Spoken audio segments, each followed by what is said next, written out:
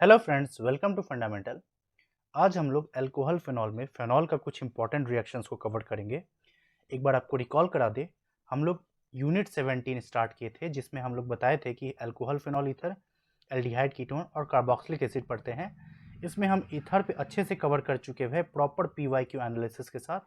आज जो हम लोग करेंगे अल्कोहल फिनॉल में भी फिनॉल पर कुछ इंपॉर्टेंट रिएक्शंस, जैसे कि इलेक्ट्रोफिलिक सब्स्टिट्यूशन रिएक्शन का हैलोजनेशन, नाइट्रेशन और रीमर टीमर रिएक्शन। ये जो तीन है ये बहुत ज़्यादा इंपॉर्टेंट है और बहुत रिपीट किया है। अगर आपको हम क्वेश्चंस दिखाएं उसके पहले आपको एनसीईआरटी का हम स्नैपशॉट दिखा दे रहे हैं।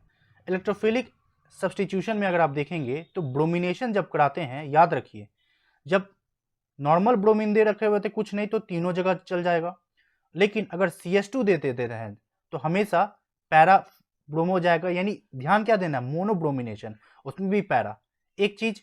दूसरा, जब कभी भी डाइल्यूट HNO3 देते हैं तो एक ही अगेन सब्स्टिट्यूशन होगा और कॉन्क दे देंगे तो तीनों हो जाएगा और इसका कॉमन नेम होता है पिक्रिक एसिड। ये दो चीज हो गया।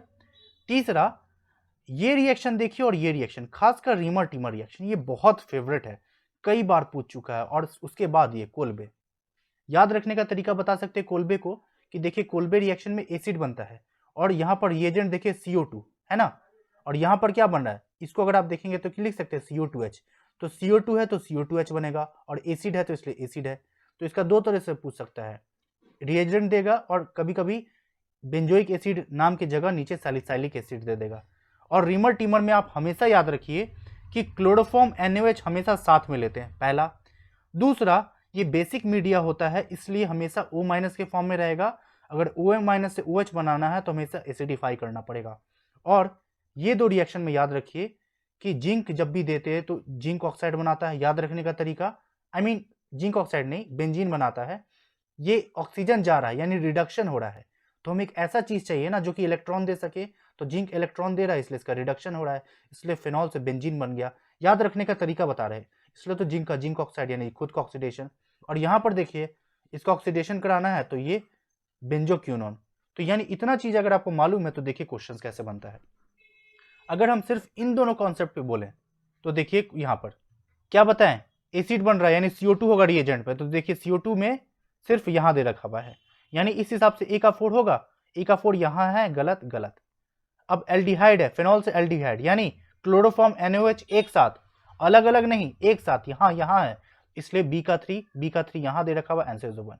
आराम से देखिए, जस्ट इन दोनों के नॉलेज पे आप ऑप्शन एलिमिनेशन पे बना लिए हम। हाँ, हालांकि बताए कि आप इसको भी याद रख सकते हैं जो यहां पर दे रखा हुआ है, बट जितना लिमिटेड रिसोर्स का मैक्सिमम यूज कर सके वही अच्छा चीज है।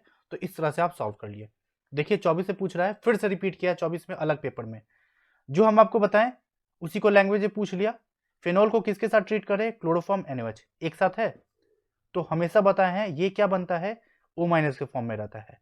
और फर्दर जाने के लिए हमेशा एसिडिफाई करना है, उसी को क्या करा, एसिडिफाई, इसलिए क्या फॉर्म करेगा, एल्डिहाइड, एसिड नहीं। समझ में आ रहा है, इसलिए आंसर 1। और इसी क्वेश्चन को देखिए रिपीट कैसे किया है, यहां लैंग्वेज के फॉर्म में पूछ रहा था, यहां जस्ट इक्वेशन दे दिया है। अगेन वही चीज है ना, क्लोरोफॉर्म NaOH एक साथ फिनॉल के साथ दे रहे तो बनेगा क्या, बनेगा वही जो O- होता है, वही चीज है। यहाँ O- को हाइड्रोलाइज कर रहे थे तो O- फॉर्म करेगा, गलत गलत, O- यहाँ है, यहाँ है। अब ध्यान क्या देना है, यहां से हमको एक सीख मिला कि ये भी देखना है कि CHCl2 होगा कि CHCl3 होगा, CCl3 होगा। तो देखिए CHCl2 होगा इसलिए CHCl2 होगा। कैसे याद रख सकते हैं, जब कभी भी एक कार्बन पर 2 क्लोरीन या 3 क्लोरीन है, सभी को हटा के आप OH लगा दीजिए, OH और OH, तो 2 OH है तो यहां से क्या करेंगे, माइनस ऑफ H2 निकाल देंगे इस तरह से, तो यहां से क्या बन गया, एल्डिहाइड ही बनेगा ना। तो अगर यहाँ H होगा तो ये एल्डिहाइड बन गया। तो याद रखने का तरीका, अब देखिए यहां सैलिसल्डिहाइड पूछ रहा है, अगेन कॉमन नेम क्या होता है, सैलिसल्डिहाइड, तो रिएजेंट क्या होगा, क्लोरोफॉर्म NaOH एक साथ, क्लोरोफॉर्म NaOH एक साथ, आंसर इज 3। CO2 कब लेते हैं, जब कोल्बे होता, एसिड फॉर्म करता।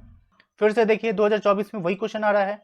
अगेन देखिए एसिड है यानी CO2 ढूंढिए, CO2 यहां है तो C का 2, तो C का 2 है, नहीं नहीं, हाँ हाँ। फिर देखिए सैलिसल्डिहाइड, क्लोरोफॉर्म NaOH एक साथ, क्लोरोफॉर्म NaOH एक साथ, B का 1 यहाँ है, यानी ये गलत ये गलत। अब 2 3 में कैसे आइडेंटिफाई करेंगे, आप देखिए जिंक हीट, कौन का HNO3, रिपीट किया zinc heat conc HNO3, zinc heat benzene conc HNO3 से आपका दिस वन पिक्रिक एसिड। तो बस वही अप्लाई कर देना था। यहाँ पर देखिए जिंक हीट बेंजीन, याद रखने का तरीका अगेन हम बताए थे क्या, ये इलेक्ट्रॉन देगा और फेनॉल अगर इलेक्ट्रॉन ले रहा है तो यानी फेनॉल का रिडक्शन होगा, तो रिडक्शन होकर बेंजीन बना लिया, याद रखने का तरीका।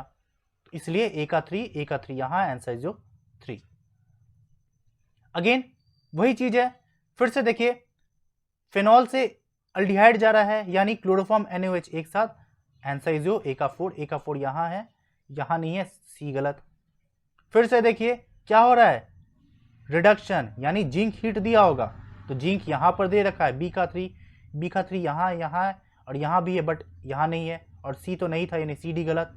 A और B में से कोई एक हो सकता है, यानी हम इसको देख लिए और इसको देख लिए। अब देखिए इन दोनों में से याद कीजिए, अब इन दोनों को सॉल्व करने का क्या बहुत इजी तरीका है बताएं। यहाँ देखिए ब्रोमीन लग रहा है, यानी रिएजेंट में तो ब्रोमीन मांगता है, तो ब्रोमीन तो यहीं दे रखा हुआ है, तो इससे D का तो 1 ही होना चाहिए ना, D का 2 कैसे पॉसिबल है, तो D का 1 हो गया आंसर जो 1। IQ पे भी सॉल्व कर सकते हैं। अगर आप सब इतना देख लेते कि ब्रोमीन चारों में से सिर्फ एक में लग रहा है और रिएजेंट में ब्रोमीन ही चाहिए, तो D का 1 तो यहीं दे रखा, तो यहीं तो आप दोनों को एलिमिनेट कर दिए, और बाद बाकी B का आपको मालूम रहा था जिंक हीट, B का zinc heat, answer is A।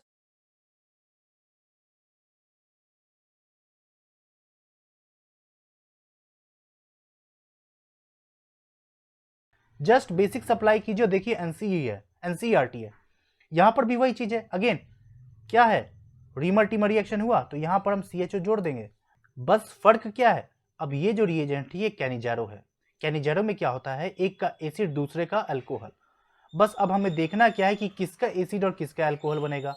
तो अगर आप देखेंगे तो ये देखिए OH हो गया, ये एल्डिहाइड है और ये Cl है, और दूसरा एल्डिहाइड आपका ये है, और आपका रिएजेंट दे रखा OH माइनस। अब आप लॉजिकली सोचिए, OH माइनस न्यूक्लियोफाइल है, वो अटैक करना चाहेगा, ये भी इलेक्ट्रोफाइल ये भी इलेक्ट्रोफाइल, ज़्यादा बढ़िया इलेक्ट्रोफाइल कौन है, यहाँ दोनों H है छोटा ग्रुप, यहाँ एक H है और ये दूसरा बड़ा ग्रुप, उसमें भी ये इस तरह से इलेक्ट्रॉन देके इसका इलेक्ट्रोफिलिसिटी घटा देगा, तो ऑब्वियस ही बात है OH माइनस यहाँ अटैक करेगा। अब जैसे ही OH माइनस यहाँ अटैक कर रहा है यानी ऑक्सीजन का एडिशन यहाँ हो रहा है, यानी फॉर्मल्डिहाइड से फॉर्मिक एसिड बनेगा, तो मिथेनॉल कहाँ से मिलेगा, यानी इसका ऑक्सीडेशन और इसका रिडक्शन, तो इसका अल्कोहल बनेगा। तो देखिए अल्कोहल है, फॉर्मिक एसिड, बस देखना है क्या Cl निकलेगा या नहीं निकलेगा। रिएक्शन कराना है तो बहुत स्ट्रॉन्ग कंडीशन चाहिए, एक पहली बात, उसके लिए हीट देना होता है, उसमें भी बेंजीन से इलेक्ट्रॉन विड्रॉइंग ग्रुप लगा होगा तो वो खींचने में मदद करेगा, बट क्या यहाँ पर ये प्रोडक्ट बनाने के बाद क्या यहाँ पर कोई इलेक्ट्रॉन विड्रॉइंग है, रैदर ये तो देने वाला है, तो निकलेगा क्यों, तो Cl नहीं निकलेगा, Cl रह जाएगा, आंसर इज योर D। तो यही सारा कुछ क्वेश्चंस था। देखिए just because electrophilic aromatic substitution, ये दो रिएक्शन आई मीन 4 रिएक्शन और ये कुछ रिएक्शंस के बेसिस पे आप इजीली सॉल्व कर दिए। अगर आपको सिर्फ इतना मालूम है तो अल्कोहल से आई मीन फेनॉल से क्वेश्चन नहीं छूटेगा, मोस्टली आप बना कर ही आएंगे। सो मिलते हैं अगले वीडियो में अगले सेट के साथ। So thank you guys and good luck.